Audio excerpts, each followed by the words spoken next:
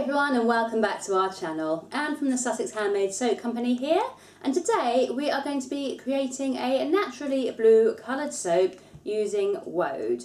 And the Woad that we are using just here has been very kindly gifted to us by Suzanne Deckel of suzannedeckel.com, and she runs a website that sells loads of natural dyes, predominantly for dyeing cloth and clothes and things like that, but many of them can actually be used for colouring soap naturally too.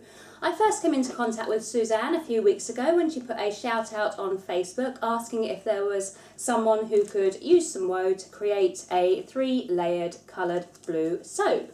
I replied and said, yeah, we can do that.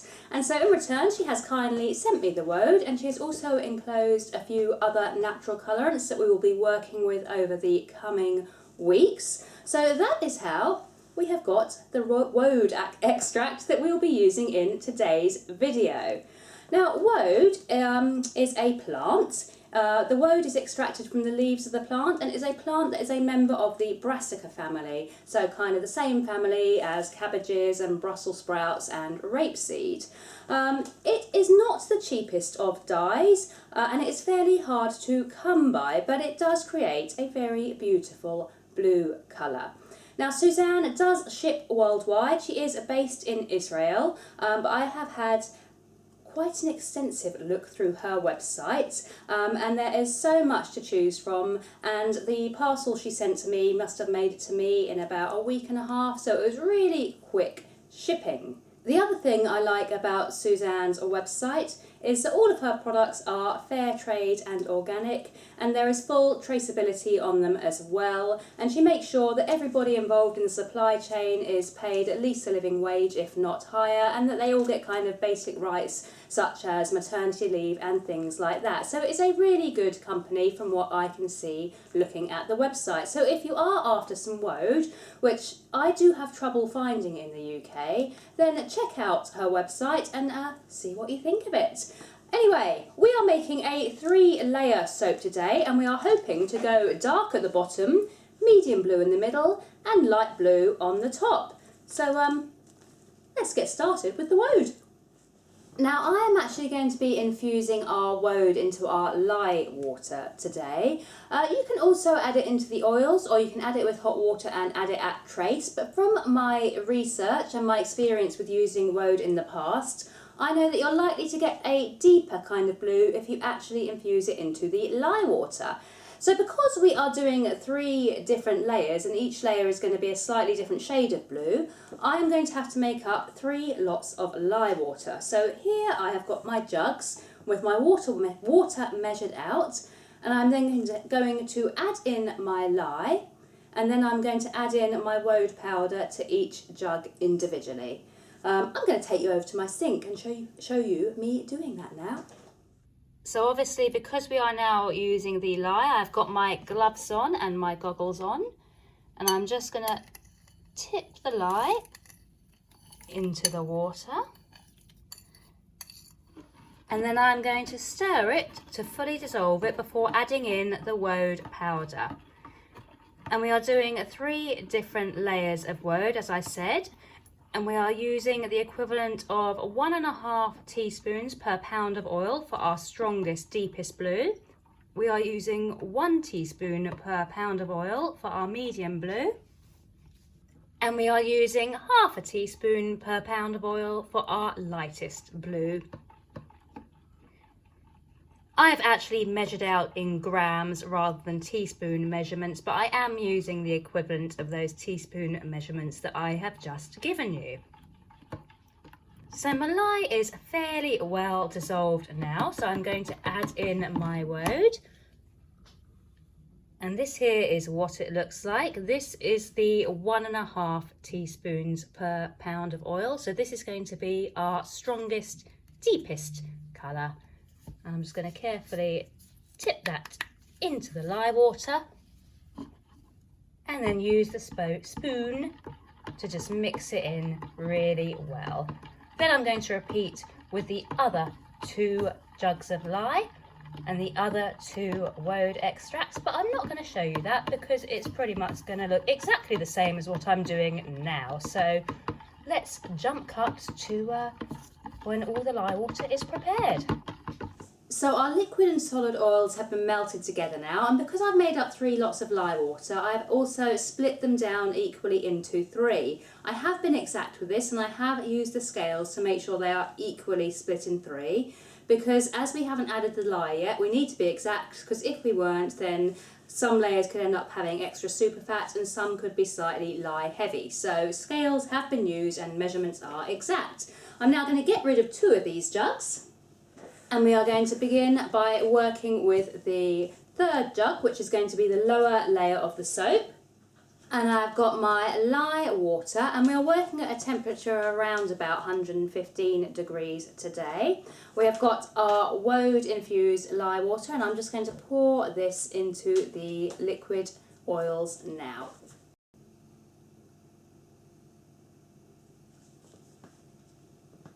I'm just carefully scraping out with the spatula to make sure that all of that woad and all of that lye goes down into the oils. And now it's time to use our stick blender to bring it to a medium trace.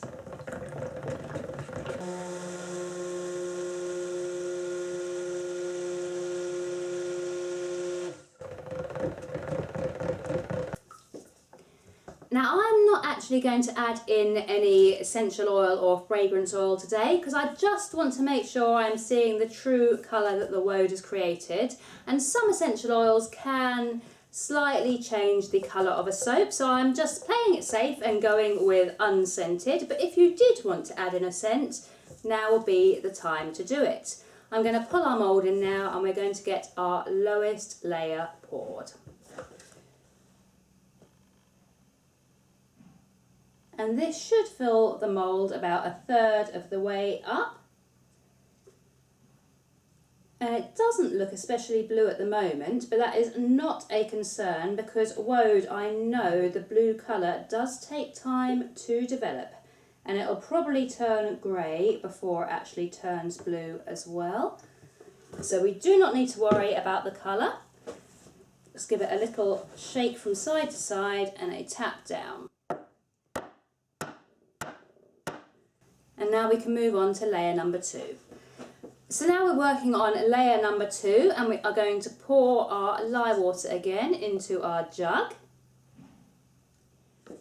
And now, as before, we are going to use the stick blender to blend the lye into the oils.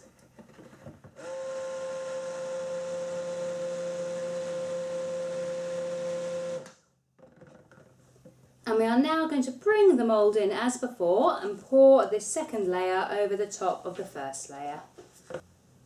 So we're just carefully pouring over the spatula to not break through the lower layer.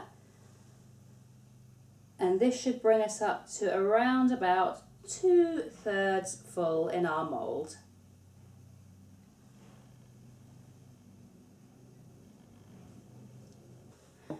So now for our 3rd and final layer, I'm going to pour our lye water woad solution into the oil as before.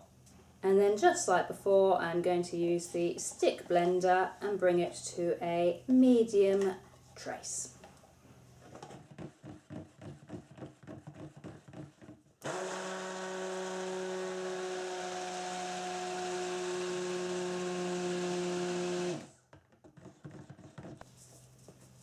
And then just like with layer number 2, we are going to tip layer number 3 over the lower layer using the spatula to make sure it does not break through. So very carefully pouring over the spatula. And there isn't a great deal of colour differentiation yet. You can see that the lower layer is ever so slightly darker than this layer I am currently pouring. But hopefully, as the soap cures and saponifies, that will become much more pronounced. That's the plan anyway.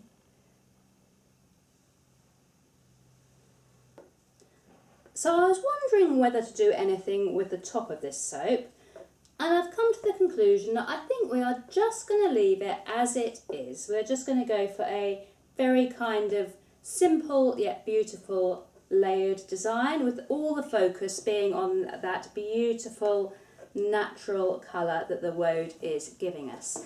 And because we are working with natural colorants today, I definitely want this soap to go through a gel phase.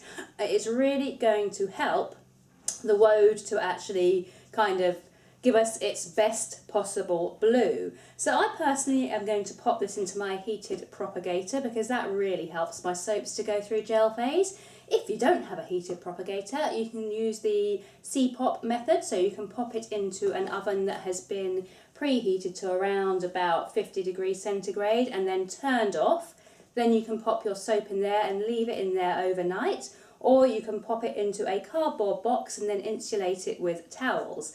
Do remember to check on the soap from time to time, just to check it is not developing a crack. If it is, then just kind of remove it from the oven or the cardboard, or take some towels away and just let it cool down slightly. But that is essentially it. This is our Woad soap. I'm looking forward to cutting it tomorrow. I expect we still will not have the true blue that we are going to get by tomorrow. It will develop over time, but I will obviously update you on that as well. So I will see you tomorrow for the cut.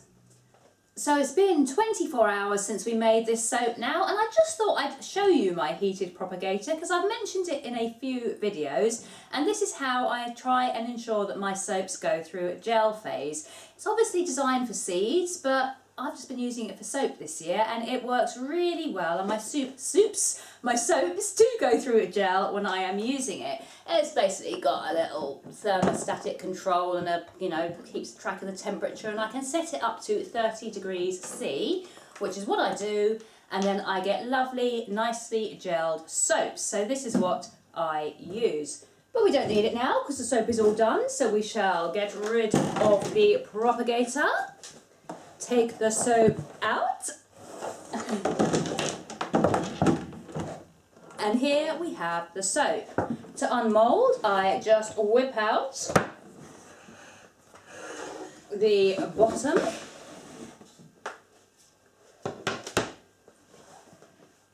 And then the soap should nicely fall out like so. And I then just loosen the edges. It's coming away really, really well today. And I just kind of stand it up and just carefully remove it from the mould. Like that. And here we have one Woad soap. You can already see, if I turn it on its side for you, that we have got three very different coloured lines. So it looks like the different levels of Woad powder have created different colours. So let's get it chopped up and see how it is looking on the inside.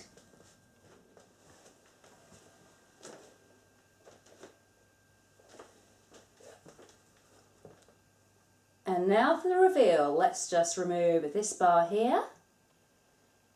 And there we have it. So let's take one from the middle now. And there we have our 3-layer Woad soap. And looking at it, I can already see there is a distinctive difference in colours. We have definitely got a darker line at the bottom, a medium blue in the middle and a paler blue at the top, which is exactly what we wanted. So I'm so pleased with how this has turned out. It is quite possible as well, over the next few days, the blues will develop a little bit more and become a little bit bluer. That is possible, and if that does happen, I will post an update just to show the colour that it has turned to. But incredibly happy with what we have got here. The Woad powder has worked fantastically well, and I am super pleased. So I think we can call the Woad experiment a success. And do remember, this was from SuzanneDeckel.com if you are looking to source your own Woad powder. Delivery super quick, she's a lovely lady, and yeah, all of those products are fair trade and organic as well. So I would thoroughly recommend checking her out for natural dyes. We will be doing some more natural dyes with her colorants. We have got Himalayan, rhubarb, we have got cochineal, and we have got annatto. So over the coming weeks, we will be experimenting with them as well. So I hope you've enjoyed today's video. I hope it's inspired you to have a play around with natural colourants and see what kind of colours and designs you can create. If you enjoy our content, do subscribe to our channel and give us a like and a comment. We will see you on Tuesday, and until then, have a lovely weekend. Yeah, see you Tuesday. Bye.